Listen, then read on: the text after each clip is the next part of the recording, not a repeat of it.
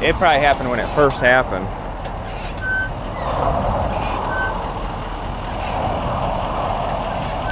What's going on, guys? With the weather finally warming up, we have finally left Florida and have made our way to Texas. But we do have one little issue. We do not have our truck. Yes, getting from Florida to Texas did not come without its share of difficulties. Somewhere along I-10 West, we had a pretty bad blowout with our back tire. Our back passenger tire basically exploded, and it basically destroyed the back quarter of my truck. So that is where that is. That's getting repaired. So we are here at Lake Conroe in Texas for the next 2 weeks.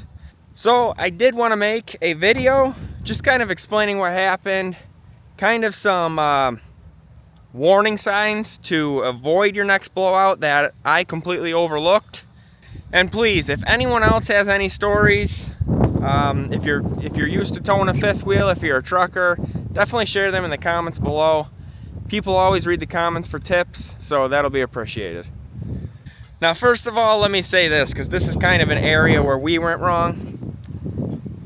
If you're getting into this whole RV life travel with a fifth wheel and a truck, I highly recommend you pick a camper first. I know it seems backwards. You feel like you should have a truck first and then go get it.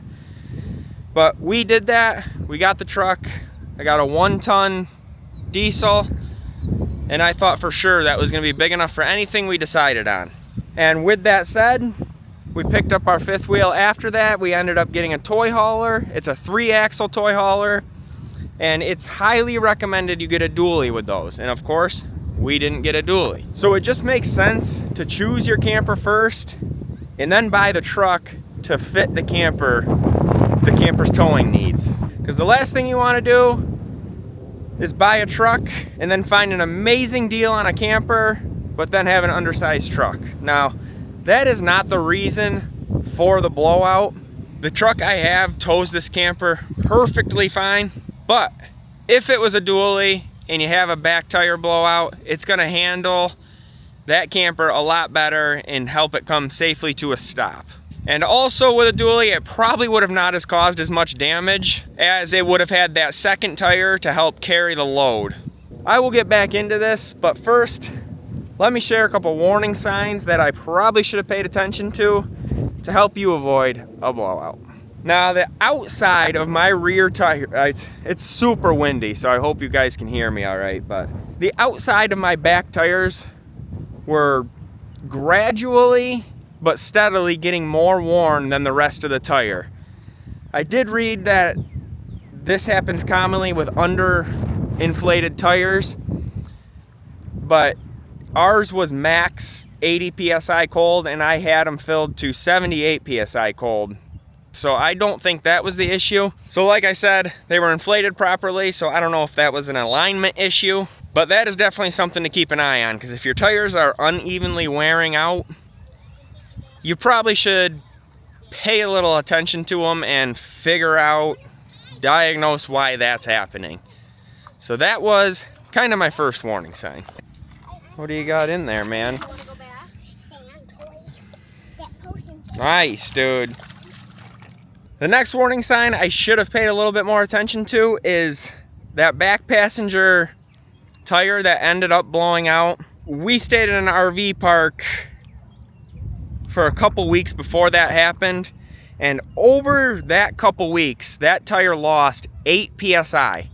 So it developed a very, very slow leak. And that's something I take full responsibility for. I should have looked into that more and looked into why that was happening. I kind of had in my head, oh, it's only 8 psi over the course of 2 weeks. So I didn't really pay much attention to it. That is my fault. I used to mow my lawn with a lawnmower that had a slow leak and never had an issue, but I never put the pieces together that I'm driving my family around in this thing, driving 65 miles an hour down the highway, towing 16,000 pounds. So it's completely different than mowing the lawn. So any loss of air in any of your tires should be investigated no matter how small. Like I said, full responsibility on me. I should have looked into that before taking the next trip. Another important warning sign, and this is probably the most important of all if you're ever in this situation, is right before this happened, there was a subtle shaking in the truck. The shifter was kind of shaking a little more than normal, but as you know, if you drive anywhere down the highway in any vehicle, you know when you change, you know, where they pave new roads and then it goes to rough roads and it's kind of a rougher ride. That's kind of what I thought it was, but it still was enough to trigger me to become suspicious.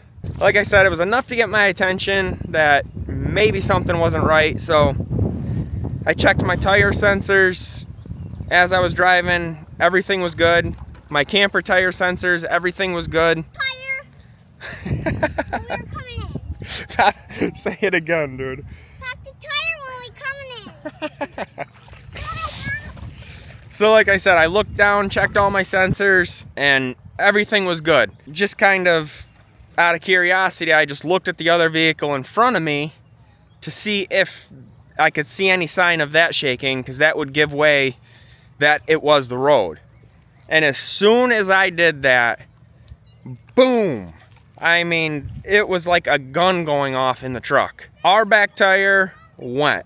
Luckily, I was able to slowly slow down, pull off to the side of the road with no further issues, and get safely to the side of the highway. So if you're ever in that situation, what I found the best way is don't slam on your brakes if you blow a tire. Basically, you want to kind of gradually slow the momentum of the truck down. You almost kind of slowly hit the brakes enough to engage the trailer brakes, and that will just slowly slow the momentum of the truck and trailer down. Like I said, you don't want to slam the brakes and lock up your trailer tires, because I think once you do that, you kind of lose all control of the truck. You want to just gradually slow it down while all your tires are still spinning. That is kind of how I feel anyway. If anyone else has any pointers or tips, definitely leave them in the comments below. Like I said, you never know, it may help someone out. But everything I just explained, from noticing the shaking to checking my tire sensors quick to looking at the vehicle in front of me, happened very fast. And then to the tire popping, it was under 10 seconds. So at first sign of vibration, I should have just stopped, pulled over, and investigated. When you're in these type of scenarios, towing this much weight, you should definitely be safe rather than sorry and just pull over and look everything over and check. Because what ultimately happened is that shaking was the outside of my tire breaking down pretty much. That is ultimately where the tire popped. Like I said, that's where it was worn, the outside of that tire. And you can just tell, just looking at that tire after it popped, that's where all the damage was. And by pulling over at the first sign of shaking, I would have saved myself a scary situation as well as a ton of damage on my truck. I just got the insurance quote and they quoted over $10,000 in damage, so not cheap. So I guess in a way, it's kind of obviously good news that there is warning signs if this were to happen. And that is kind of why I wanted to share this video, is just to give my experience, because maybe it will help someone else. But if your tires are becoming questionable, worn, uneven, any type of leaking, definitely get them checked out before you do anything. So what are we doing next? Well, we have made our way to Texas, and so we are in the direction of heading out west. As you know, out west, it's a lot more open than the East Coast, probably a lot more windy, as I've heard. The roads are a lot more open, it's a lot more flat in areas, so we're gonna reach some gusty winds. Being that we do this full time, we are going to be trading in our truck for a dually. Like I said, it's probably what we should have done from the beginning, but unfortunately, I bought the truck before we bought the camper. But having a dually will give us that sense of security if it were to ever happen again, as well as give us much more stabilization in the wind. Because actually on my way to Texas, we went through about 60-mile-an-hour winds.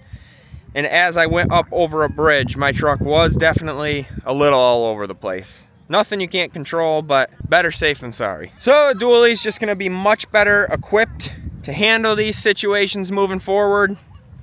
And yeah, that's about all I got for today. Stay tuned to see what kind of truck we get and our adventures moving forward and out west. So hopefully this video helps someone. Anyone with any experience, please leave your comments below. Whenever I click on a video to learn something, I always read the comments. Thanks for watching, guys. Catch you in the next video.